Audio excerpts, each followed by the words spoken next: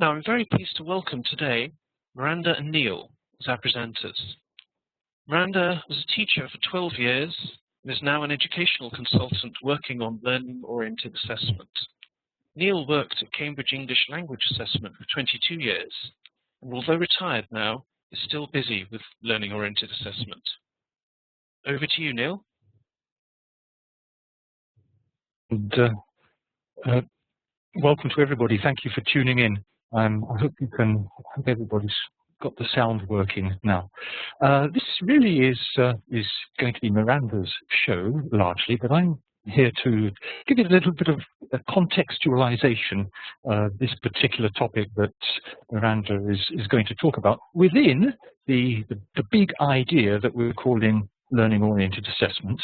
It's been something that's been developing at Cambridge English Language Assessment the last couple of years. It would be much easier if we were still called Cambridge ESOL. It doesn't take so long to say it, but we have to be Cambridge English Language Assessment now. Miranda has been on the project from near the start, and she's brought very strong language teaching expertise to the project. And she's done a very nice PhD actually on learner autonomy, which is based on an online learning management system that she worked on. I come at the project from the assessment side. I spent, as Alistair says, longer than I care to remember, working at Cambridge English, and I'm still working on learning-oriented assessment. So the context really, what is important for an exam board like Cambridge Assessment, Cambridge English Language, is that the impact of our examinations should be positive in terms of education. And that's particularly an issue where our exams are adopted in some institutional setting, like, for example, a big chain of schools, or even at sort of national level, ministry level, where we engage in some educational reform. So positive impact requires obviously very good coherence between classroom teaching, what's happening in the classroom, and what the examination is actually testing. And both of these, of course, must focus on the right goals. And I hope we all agreed that the goal of language learning is communicative language ability. Traditionally, we think of exams rather as sitting outside teaching. They provide a kind of summary of learning outcomes. And I'm sure you'll all be familiar with the terms summative and formative, which have been used to identify essentially two different kinds of testing. And this is what we see as a problem, because surely all kinds of testing should be doing the same thing, contributing to the same ends, providing good evidence of what learners have learned, but also providing evidence that can feed in to further learning. So in our learning-oriented assessment model, formal exams and classroom activities are in fact very similar activities. They focus on tasks which stimulate learners to engage in language activity, which is then observed, evaluated, and then it can be fed back into the picture that we're building up about learners, where they've arrived, but also where they are going. So it's all the same thing, it's all evidence, and that brings us to what we're talking about today, which is the notion of evidence in learning-oriented assessment. And I'll hand over now to Miranda. Thank you very much, Neil. It's really great to be here and to see so many of you joining us today.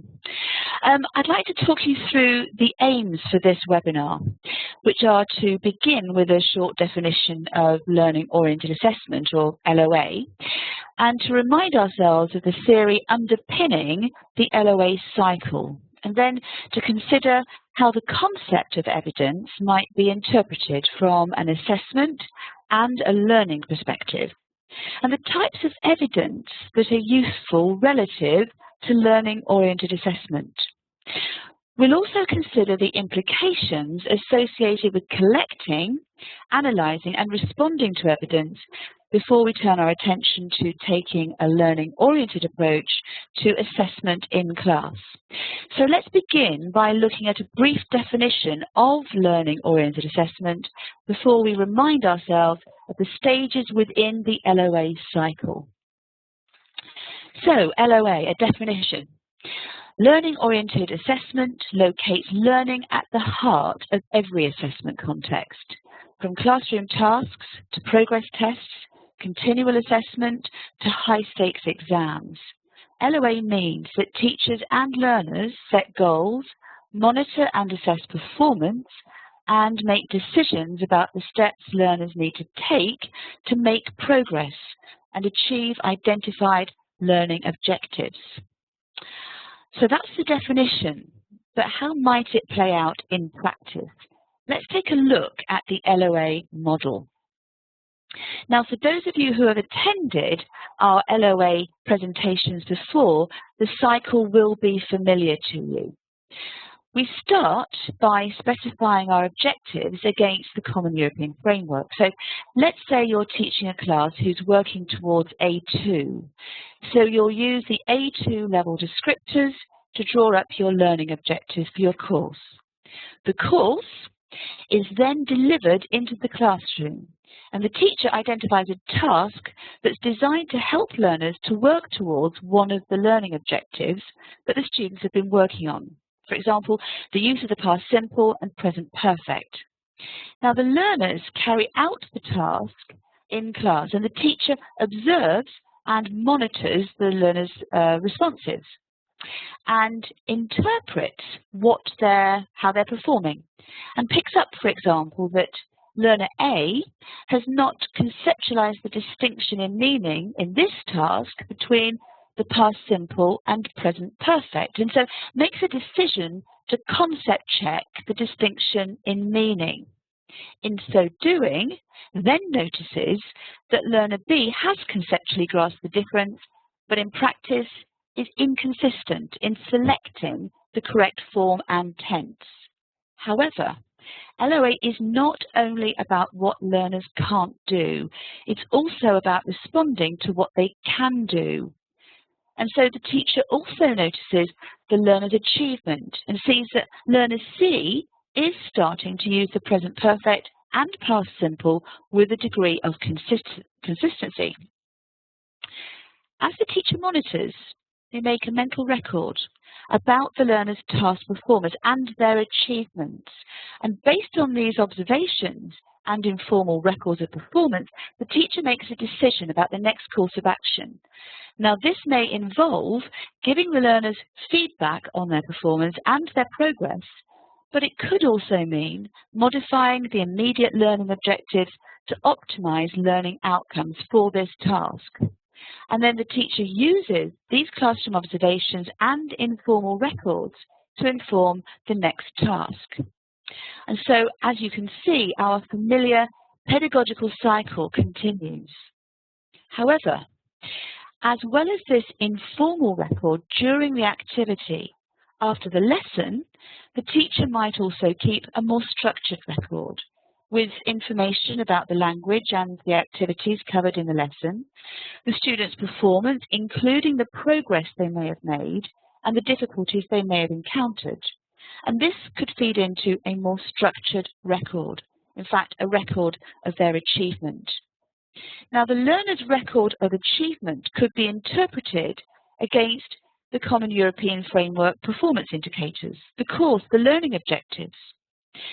So that in practice, LOA means that the learner's performance can be monitored by task throughout the lesson, throughout the week, throughout the course, and in fact may well conclude with a final external summative exam.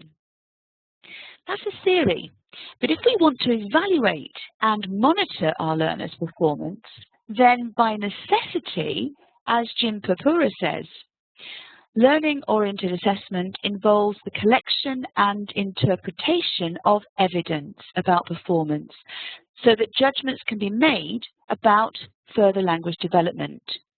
And we should add, in order to promote learning.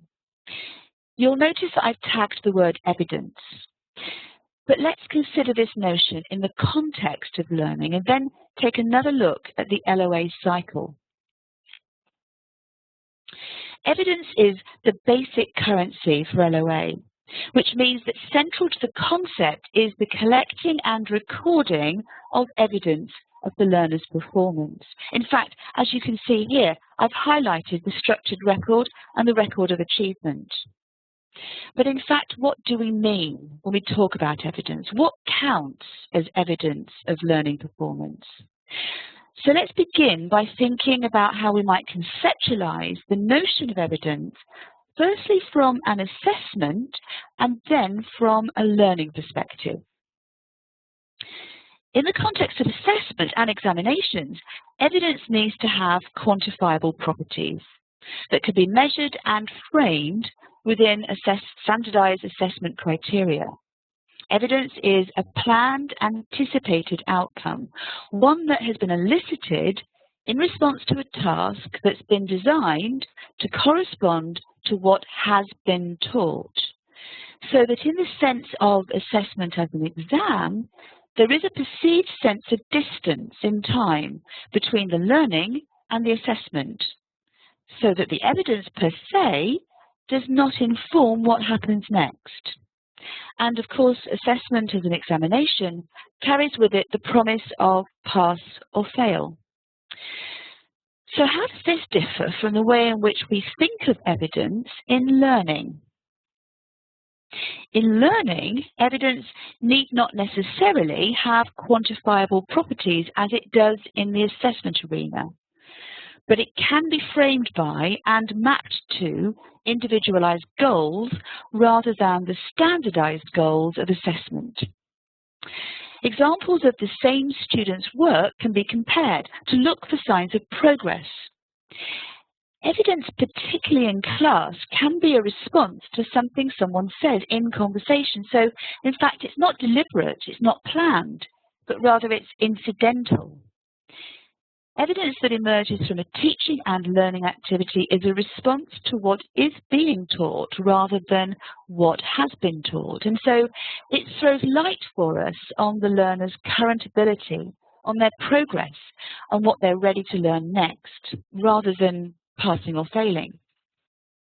But whether we think of evidence from an assessment or a learning perspective, evidence can be described as something that provides us with one or more reasons for believing that something is or is not true. So how might we interpret this idea in terms of learning-oriented assessment? Now, as teachers, we monitor for signs of our learners' performance, signs that will give us one or more reasons to believe that the learner has achieved or is on their way towards achieving identified learning objectives. In other words, it gives us a glimpse into their learning journey. Monitoring and collecting different types of evidence over time has the potential to give us an insight into the transition between the learner not knowing to knowing. But perhaps most significantly, evidence of performance is an extremely powerful tool in helping us to evaluate and put measures in place to ensure the continued progress of our learners. What emerges from our interpretations of the notion of evidence is that in learning, for evidence of performance to have value, and if it is going to be used to evaluate progression in learning, it cannot exist in isolation. It has to exist in relation to something else, and it needs to be considered in relation to something else. For example, learning goals serve as an excellent point of reference. So let's think about this in the context of the classroom. For teachers to assess their learners, and let's not forget, for learners to self and peer assess their performance, there needs to be a point of reference, one that they can use to reflect on, to check their progress and to inform decisions about what needs to happen next to promote learning. So what might we consider to be a point of reference? Here are some examples. Evidence of a learner's performance can be compared with a learner's previous performances and their other work.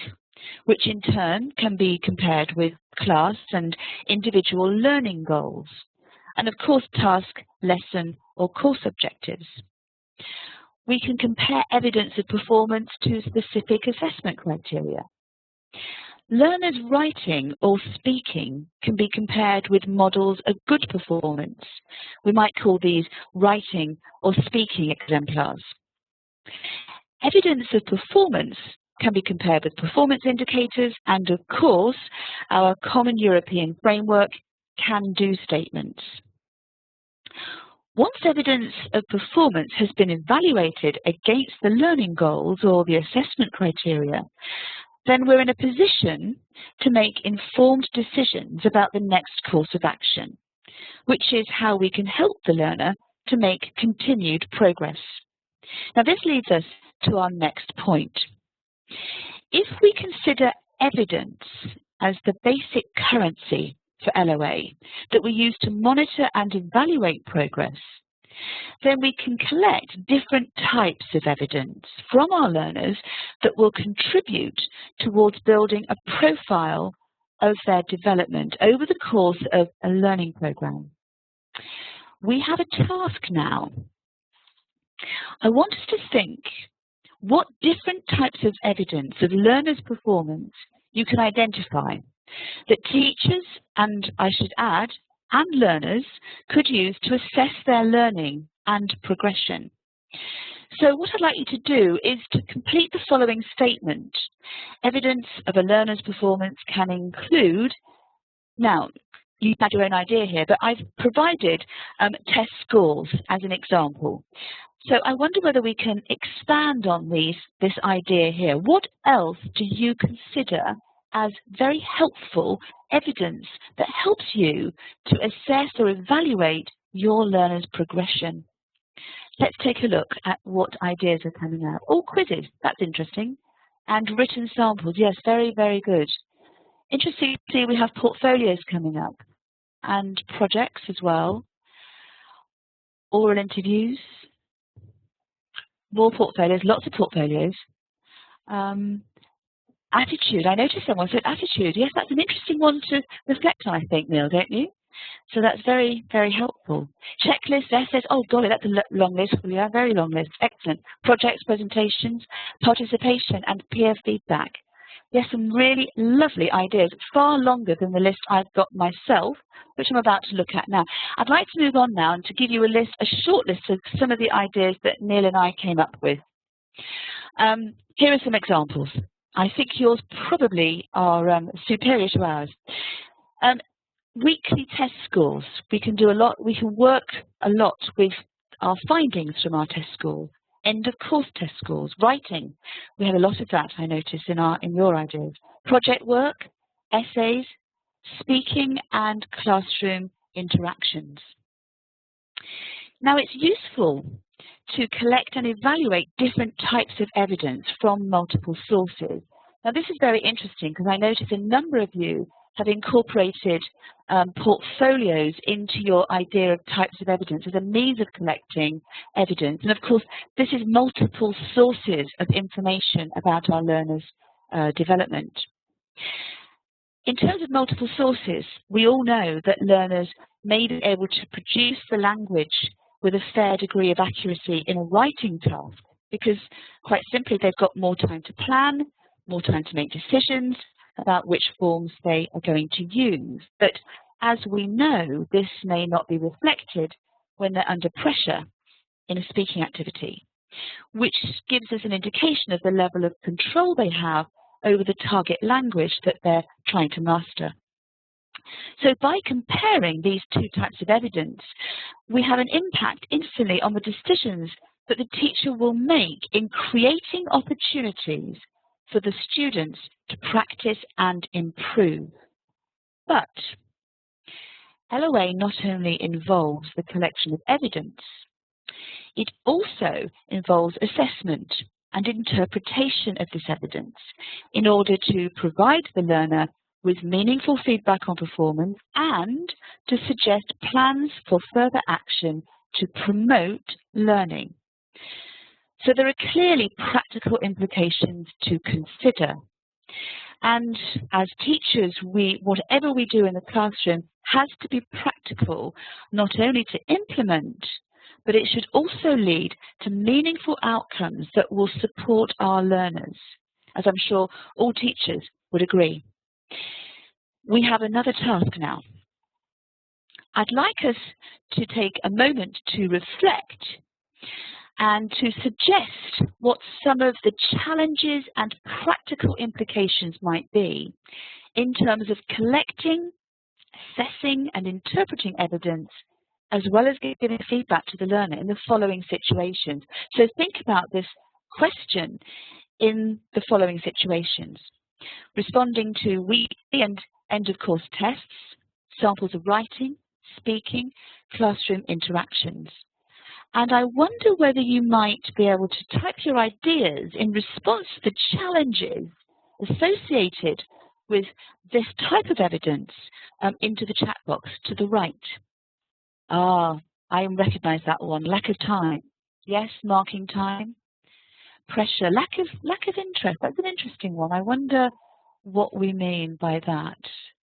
Marking time. Anything else that you can think of apart from time? Has anybody got any other ideas that might be a challenge in terms of responding to data? Fazlat said it could be boring for some. Boring for some, yes. Boring for some in terms of the teachers or for the students? Too much work, capital letters. Yes, for younger children. Yes. Lost in motivation. Wide range of needs. That's very interesting. Yeah, thank you very, very much. There's some very, very insightful observations there. So thank you very, very much for that. I can see you've got learner strategy. Yes, test validity. Oh, that's problematic as well. And feedback, making sure you've got good feedback. Having reflected on this critical point of practicality, I want us now to move on to our next task. I wonder whether what you could do is to rank the types of evidence we have in the list, A, B, C, and D, in terms of which you consider to be the most practical in terms of collecting, assessing, interpreting and providing feedback to the learner. Now I'd like you to make your decision and put number 1 as the most practical and most achievable for you, where number 4 would be the least practical. I wonder whether you might be able to do that. Let's see. So 1, classroom interactions would be the most practical to develop. Samples of writing, the least practical by the sounds of it from somebody there. 1D to, gosh, some very interesting ideas coming up here. A4 would be the least practical. Gosh, there's so much information coming here. I'd like to ask you all questions about your decision making here, but sadly we don't have time. So 4 would be A.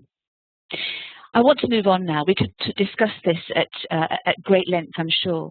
But I think what it's provided us with is an insight into the fact that it's really not easy to make decisions about the relative merits of different types of evidence, because each throws up such a different set of challenges for each of us in our different learning and teaching environments. But I want to look at this a little bit more closely. I want to consider how we might categorize our different types of evidence even further. Evidence of performance, we could say, can be tangible, observable, easy to collect, and measurable. And in fact, we could put test scores, writing and speaking, into this category. After all, in terms of the practical implications for LOA, with these types of data, it is possible to collect, assess, interpret, make recommendations, and provide feedback to the learner, and agree with them what they might do next to improve their language. Now, we can expand this idea a little further. We could say that evidence that's tangible, observable, easy to collect and measurable, it can be collected during the course over an extended period of study. Now we could include into this our project work and essays. In fact, we can also include our weekly progress tests because we're gathering information about our learners week by week. Now for LOA, this is really significant because in terms of evaluating learning, we're collecting evidence over time, which means that we're building up an assessed narrative or an assessment profile about that individual learner's progress. Now this enables us to look forward. It allows us to plan and put measures in place so the learner can continue to make progress. But of course we can also collect tangible, observable, easy to collect and measurable evidence at the end of an extended period of study. And we can do this with end of course tests and our extended assignments. So that evidence collected over an extended period, profiling our learners' progress, provides insights for the teacher and the learner into how they might be expected to perform in their end of course summative assessment, where feedback would be provided to the learner in the form of a final grade. But not all evidence is straightforward to work with. In terms of the practical implications of evaluating a learner's performance, other types of evidence that we'd like to be able to respond to could be described as intangible, unobservable, difficult to collect, difficult to measure, making this type of data more difficult to manipulate and to work with in terms of being able to collect, assess, interpret, and to provide feedback to the learner. And we might include in this listening and speaking. Furthermore, classroom interactions are ephemeral, they're transient and highly problematic to collect, measure, and respond to. Whether we're looking to capture interactions between learners in pairs or in groups, and indeed between the teacher with the learner and with the teacher between learners. Now clearly one could argue that it's quite possible to film classroom interactions, but in the real world of everyday classrooms, in fact, this is very difficult to achieve in terms of practicalities. But this is not to say that in terms of LOA, evidence in the form of classroom interactions, as many of you noted in our previous task, has no value. After all, in class, the teacher's role is to respond to evidence of performance as it unravels in the lesson by observing, by monitoring, by assessing and giving learners feedback on their performance, and by making suggestions and recommendations to the students throughout the lesson. But the very nature of this type of evidence of performance means that it's just not that easy to pin down.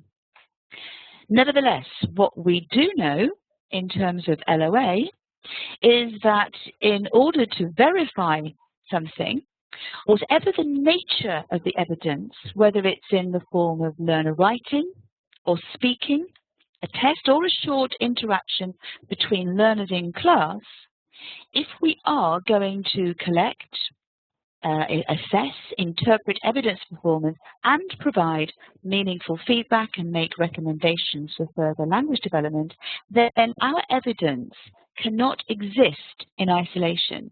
It has to be compared to something, such as learning goals, task or lesson objectives, assessment criteria.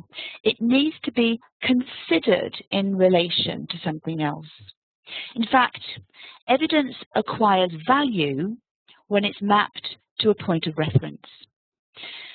So how might all this play out in practice? And are there any practical solutions about how we might use evidence so that we can take a learning-oriented approach to assessment in class? Clearly, we don't have time in today's webinar to look at this in detail, but let's consider everyday classroom practice, but from an LOA perspective. Let me just switch to the slide. Regular progress tests that correspond closely to the language learners have been taught in class have the potential to provide teacher with a very rich source of evidence about their learners' learning and their development. And of course, teachers could use this information from classroom test scores to inform their lesson planning, the selection of homework and practice exercises that in turn will promote productive student learning. In terms of learner writing and giving meaningful feedback, from a learning-oriented approach, tasks designed to specifically target the language learners have been taught in class should have clearly defined and signposted aims. In this way, we create a context for learners to work towards the achievement of those objectives, which in turn helps students to reflect and evaluate their own performance. Marking criteria should be clear. It should be easy to use and linked to the task learners are working on, not only to help the teachers evaluate learner work, but also to help the learners to reflect and assess their own and one another's work. In adopting a more learning-oriented approach to assessment, similar principles apply to speaking as they do with writing. So that speaking tasks should have clearly defined aims, enabling learners towards the achievement of their learning objectives, and they should be designed clearly to target the language learners have been taught. Speech can be recorded, but again, what about the practicalities? And I'm sure we're all aware that mobile technologies create opportunities for learners to record and assess their speaking. If you feel comfortable with this, and if in your learning environment you and your students have access to this technology, this in fact has the potential to be a very rich source of gathering evidence for assessment on speaking, and provide well-designed and easy-to-use assessment criteria that are linked to the task and task objectives, so that teachers and learners know what they need to listen out for in terms of evaluating evidence of speaking. And finally, how might it be possible to respond to and apply LOA principles to the evidence we all witness daily in the form of classroom interactions? We can provide clear signposting of learning objectives. Now, this can be achieved before the lesson on the timetable. In class, written on the blackboard or the whiteboard. They could be talked through at the start of and during the lesson, giving the teacher and the student something concrete to reflect on in terms of performance and informing feedback. If the learning objectives are visible in class, then learners can refer back to them during the lesson, and indeed teachers can reflect on their learners' performance against the learning objectives, so that feedback in class is informed by the learning goals, creating a context for learners to reflect on their own performance and their progress against the learning objectives in the lesson. As we reach the end of today's webinar, we have questions to come yet, so we're not done yet. But as we reach the end of today's webinar, what conclusions can we draw when we reflect on the theme of evidence and learning-oriented assessment? We can say that evidence is the currency that underwrites the concept of LOA, but it cannot exist in isolation.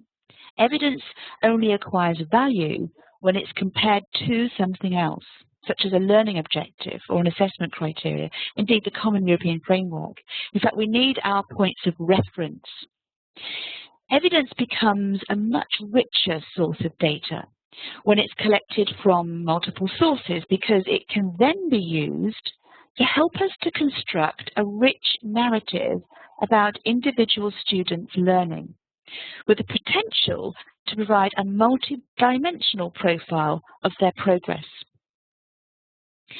Evidence should be practical and easy to collect, assess, interpret, so that we can give meaningful feedback that will help our learners make progress.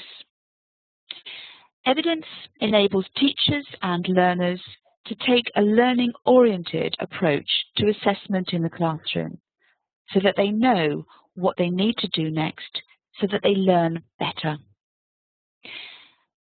Thank you very, very much. We've concluded the presentation, but before we move on to the questions, I'd just like to thank you all for joining us and to invite you to join us in the next in our series of webinars, which is due to be held on December the 10th and is called Higher Level Learners, Ask the Experts, with Jean McCartan and Helen Sandyford. Now here we'll be exploring the challenges teachers face when they're teaching students at higher levels, so B2 and C1. We now have the chance to respond to the questions that you've raised during today's webinar, so please could you type your questions into the chat box and Neil and I will do our best to answer them. Thank you. Thank you very much, Miranda, and thanks, Neil. We've already got a few questions in. So a question to start with from Carlos Rosado, who says, would you consider an action video to be evidence? An action video, it would be helpful to find out more about what do we mean by action video. Can you clarify something? Yeah, Carlos, could you tell us in the chat a little more about what you mean by action video, and then we'll get back to you on that question. Getting a lot of questions coming in here. Oh, good. Question from Lula Bravo. Do you really think that tests are truly reliable? Neil, as our specialist and 22 years in the business of assessment, I think this is an interesting one for you to look at. Okay. Well, actually, there are two words that we like to use about tests, two virtues that we think tests ought to have. Reliable is one, valid is the second, and your question probably is more about validity than reliability, I think. Reliable just means, do you get the same result every time? Do you rank order learners in the same way, from better to worse? But I think you're really talking about validity, I imagine. Are we actually testing what we want to test? Are we testing the communicative language ability, which is of interest? I think it's a very good question. There are all kinds of language tests out there. Some of them are quite good. I mean, we hope that Cambridge English exams are of high quality and that they are testing the things which we intend to, that is, communicative language ability, be it in reading or writing or speaking or listening. But then, I can think of many exams, often in a school sector, for example, which are very poor quality. And there is certainly an issue in many contexts where the objectives that children in school are working towards, that is the test, the exam objectives, have very little to do with a communicative language ability that their teachers would certainly like to be teaching them. And teachers in that situation find themselves seriously torn two ways. What should they be doing, preparing for the test or trying to teach the language? That's a big question. I can only speak for what we're trying to do here with Cambridge exams, and I would hope that the tests are sufficiently aligned, the exams are sufficiently well aligned with the objectives of learning. And that's the whole purpose of defining learning-oriented assessment as a field of study, ensuring that alignment between the test and classroom practice. Can I add something here, Neil? Because I think it's quite interesting to think about tests in terms of how we as teachers use tests in the classroom, because there is a question of reliability and validity in those tests as well, because are we actually capturing the information we need to learn about what our learners know? And that is an incredibly challenging thing for teachers to be able to do successfully. And one that I know that as a teacher, I remember looking at tests that I created for my students that weren't necessarily producing the results that I'd anticipated. So in fact, testing in the classroom has a lot to learn, I think, from testing in main suite exams. So very, very challenging thing for us to do, but one that we all work on. We have more information, I think, don't we, about our videos? Yes, we do. So Carlos has got back to us to say an action-by-action video. He means the sort of videos that are suggested in the Four Corners series of books by Cambridge. A video in which students film or record an activity, an everyday activity, for instance. Okay, now that really is interesting, because in fact what you've picked up on there, Carlos, is the sense that we can capture evidence in the form of digital technologies. And in fact, what's so lovely about that is that students have time to plan and prepare and to think about what their learning goals are and what the aim of the film is that they're creating. That gives them something to reflect on when they evaluate their own performance, so they can measure themselves against the goals of the specific task they've been set.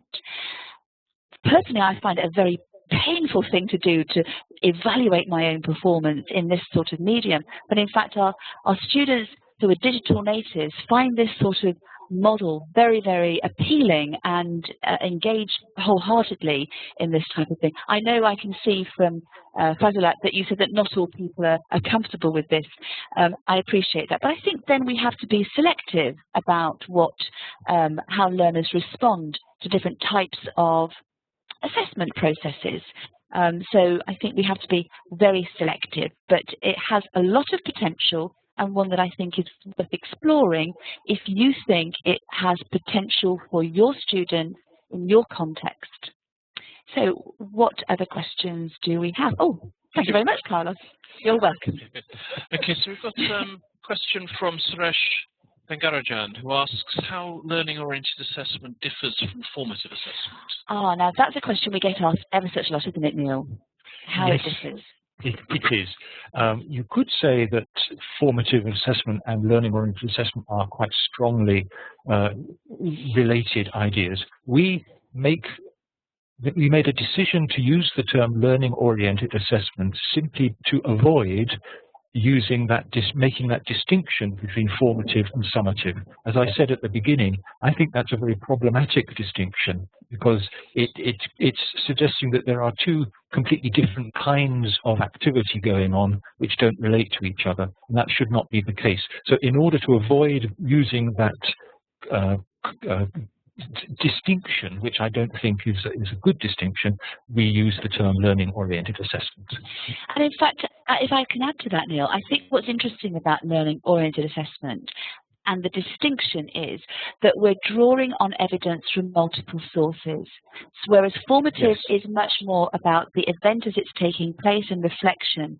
What we're looking to do is capture a multi-dimensional profile. So we're looking at student writing alongside their performance in tests to see what that tells us about what the learner knows and how they're performing. So it's a much more, it's a much bigger idea, I think, than perhaps formative assessment. Formative assessment takes us so far, but it doesn't give us the bigger picture of the learner's development because of the evaluation of different types of evidence about learning.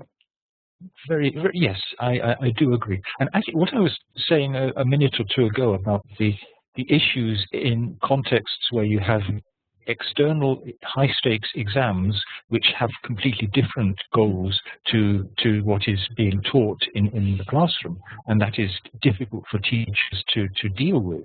In fact, the distinction between summative and formative, I think, arose in precisely that kind of context, because it was addressing this issue of how can we work with these two rather disconnected ideas.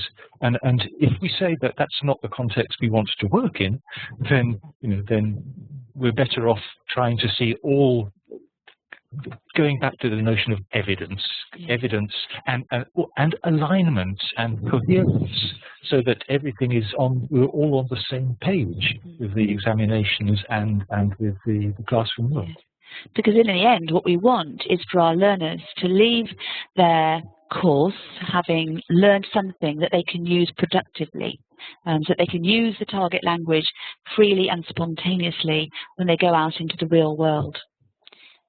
Other questions? Yep, got a question from Robert Kennedy, another sort of definition question, really. Learning goals, learning objectives, and learning outcomes are often used quite interchangeably. What would you see as the most relevant differences between the three terms, or are they just interchangeable? Oh, golly, that's a big question. I think I could write a whole paper on just that question. So thank you for challenging us there. Learning goals, learning outcomes, etc., etc. We need to write a list of what they all are now. Have you got your pen there? So while I'm working out the answer to this, if you can jot down a few questions, it'd be helpful. One of the things that's very key to LOA in terms of working in the classroom is that we need to know what we're doing and why we're doing it, so that the learner can evaluate and reflect on their own development, so that everything has a purpose. It's clear what you're doing something for. I can remember as a young learner of French going through the whole process of drilling relentlessly through pronunciation and really not knowing why I was doing it. Somehow it helped me, but I wasn't really sure why. It would have been helpful to have had it made plain to me what the objective was or the purpose of this type of activity. Whilst it was fun, I wasn't quite sure why. So learning objectives are very, very key. Now, as far as the terminology is concerned, I really welcome your help, Neil, now that you've had a little moment to think that one through. Oh gosh, Sorry, Neil. I don't think I use. There's a hierarchy here of higher level to lower level, and I'm not quite sure that I use these terms correctly myself. So I wouldn't try to step in. What I think is very interesting is, and I think I was thinking about it when Miranda was talking about points of reference. Points of reference, clearly, you want to refer your evidence to a framework. And clearly the examples that Miranda was giving were internal and external to the classroom. The external goals are what we in assessment call criterion referenced.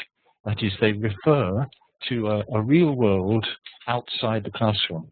So can student, it's to do with can-do statements, perhaps.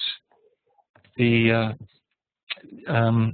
the Common European Framework sort of illustrates levels in terms of what people can do, and we call the Common European Framework a framework for criterion reference. So, and of course, referring everything that we're doing, either in exams or in the classroom, to an external criterion, to the real world, should be what we're trying to do. Those are very important aims. Then internal to the classroom, I think we're not really talking about, I was trying to think how you would label this kind of focus. It's really to do with achievement rather than with interpretation in real world terms, perhaps. Let's say that you achieve the ability to, I don't know, recite the different past tense, some sort of piece of grammar, let's say, that you master and you can recite the rules of the grammar.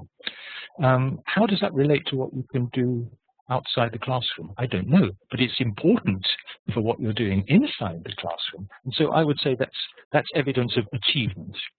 I don't know how much I've added there, but essentially I'd see those two levels of reference as being very important: external to the classroom and internal to the classroom.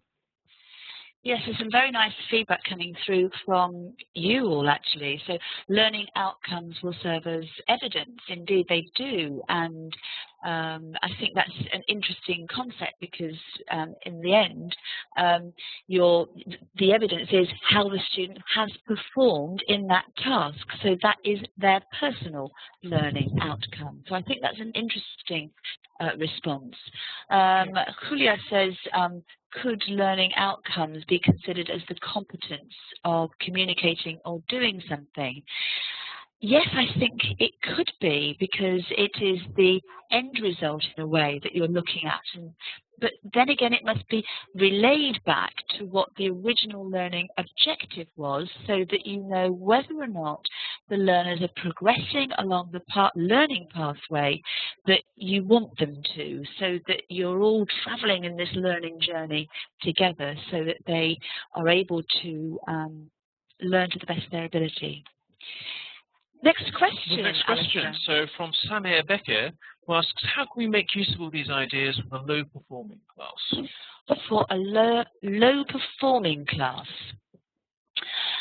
I think for a low-performing class, in fact for any class, we have to be very understanding or have an insight into what is actually achievable for those learners, and then set your goals to correspond to how you conceptualize what they're going to be able to achieve. We want our learners to succeed. We want them to learn. So we don't set the goalpost so high that they can't achieve. Therefore, make your learning environment one where the learners are going to achieve. So respond to your individual learners, but make it clear to them where you're going to, so that they know that they can tick off how well they're doing. So they've got cheering points throughout the learning program as they achieve the learning objectives. So I think it's about being responsive in terms of setting your learning objectives, your learning goals, whatever we're going to call them for the purposes today, to set them so that they are achievable for those individual students. So I hope that helps in some way. Okay, thanks. Got a question now from Marlena Inzunza, who asks, should all the evidence by learners be produced in front of the teacher? Or that's a fantastic question. Oh, I'm really interested in that one. Should it be produced in front of the teacher? Well, I think we can capture evidence in so many places and in so many ways. And in fact, as we've talked about and touched upon today, evidence can be captured using technology. Evidence can be captured in response to classroom interactions. But in fact, it's also important to think about the sense that the learners need to be able to take control of their own learning so that they can evaluate and self-assess their own performance. Now, that might mean that evidence is captured in a classroom environment, but equally, it can also mean that evidence is captured beyond the classroom, where the learners are reflecting on what's perhaps taken place in the lesson, or something may happen where they're trying to use the target language on their own let's imagine they're at home over the dinner table talking to their family and maybe trying out their English. Well, in which case they're capturing their own evidence beyond the classroom that they're going to then reflect on and respond to. So yes, evidence is something that can be captured in all sorts of ways, in all sorts of environments, but that it's the responsibility of the teacher and the learner to evaluate and respond to it. So I hope that, yes, in fact, as Cathy said, teachers encourage students to extend their learning performance beyond the classroom. So yes, I think that's very, very valid. So I hope that makes sense to you. Yes, okay. Next question. Next question now from Ellen Marie Murphy, who asks whether you know of any training available to teach how to create tests, or how to create tests which fit with this. Now, this is a perfect one for my friend Neil. Neil? Training, I'm not sure. I mean, if you follow ALTE, that's the Association for Language Testers in Europe, they do training courses regularly in different parts of Europe. I'm not sure beyond Europe, but you could keep an eye out for that. In terms of reading, there is a series of books that Cambridge University Press published for Cambridge English called Studies in Language Testing. And there's a set of 4, and perhaps a 5th one, which is a kind of historical view, that I would recommend people to get their hands on if they're interested in the relationship between the real world of the Common European Framework, say communicative language objectives in those terms, how exams can be written to test those skills, how the progression across levels from lower levels to higher levels can all be mapped to a cognitive model, a model of cognitive progression, which I think, and these books are, okay, they sound theoretical, they are theoretical, but they're also very, very practical, because what they offer you is a cognitive model of what it looks like to be at an A1 level of reading ability, what kind of tasks you can do at an A1 level, how that's extended at A2, and